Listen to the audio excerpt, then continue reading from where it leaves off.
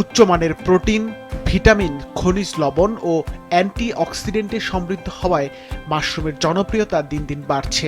স্বাস্থ্য সচেতন মানুষের খাদ্য তালিকায় মাশরুম এখন গুরুত্বপূর্ণ স্থান দখল করে নিয়েছে। অনুকূল আবহাওয়ার কারণে পার্বত্য জেলা বান্দরবানে দ্রুত সম্প্রসারিত হচ্ছে মাশরুম চাষ। অল্প পুঁজিতে মাশরুম চাষ করে অনেক কৃষক ও উদ্যোক্তা এখন স্বাবলম্বী হচ্ছেন।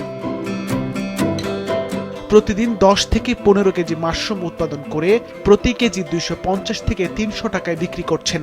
কম খরচ, কম পরিশ্রম আর লাভ বেশি হওয়ায় দিন দিন এই চাষের প্রতি মানুষের আগ্রহ বাড়ছে।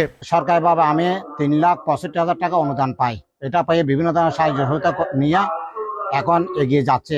এখন দৈনিক আমার খামারে 20 থেকে 30 কেজি মাশরুম উৎপাদন করা হয়। দৈনিক 10 থেকে 20 কেজি, আর বাজারে বিক্রি হয় 10 কেজি মতো, আর পাইকারি বিক্রি হয় 5-6 কেজি মতো, এরকম। এক সময় বান্দরবানে শুধু ওয়েস্টার জাতের মাশরুমের চাষ হলেও বর্তমানে অধিক ফলনশীল মিল্কি মাশরুমের চাষও বাড়ছে। তবে উৎপাদন আরও বাড়াতে মানসম্মত মাতৃচারা, টিস্যু কালচার ল্যাব ও সহজে স্পন সরবরাহের দাবি জানিয়েছেন চাষিরা। তো আমাদের যেটা দরকার, যেটা আমরা যে বীজ আমরা তৈরি করি, এই জিনিসটা আমরা পারি না। তো যদি সরকার যদি সহযোগিতা করে আমরা কিভাবে বীজ তৈরি করতে হয়, তাহলে এই জিনিসটা আমাদের জন্য একটু ভালো হবে। টিস্যু কালচার আর মাদার কালচার মাশরুমের যে এই মূল ভিত্তি, সেটাতে একটু সমস্যা হওয়ার কারণে মাশরুম চাষে আমরা একটু বাধা বিঘ্ন হচ্ছে। সেদিকে যদি এই যে কৃষি অধিদপ্তর বা আমাদের মন্ত্রণালয়, যে ওটা একটু যদি আমাদেরকে খেয়াল করতে।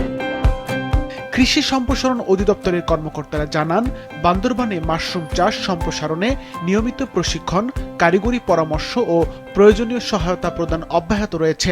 আমরা সরকারি পর্যায়ে আমরা কৃষকদের ট্রেনিং এবং পাশাপাশি স্বল্প সুদে যেন ঋণের ব্যবস্থা করা যায়, এই বিষয়ে প্রয়োজনীয় পরামর্শ প্রদান করে আসছি। কৃষি সম্প্রসারণ অধিদপ্তরের তথ্য অনুযায়ী বর্তমানে এ জেলার 500 জন কৃষক ও উদ্যোক্তা মাশরুম চাষের সাথে যুক্ত। সিফাত রহমান, মাছরাঙা নিউজ ডেস্ক।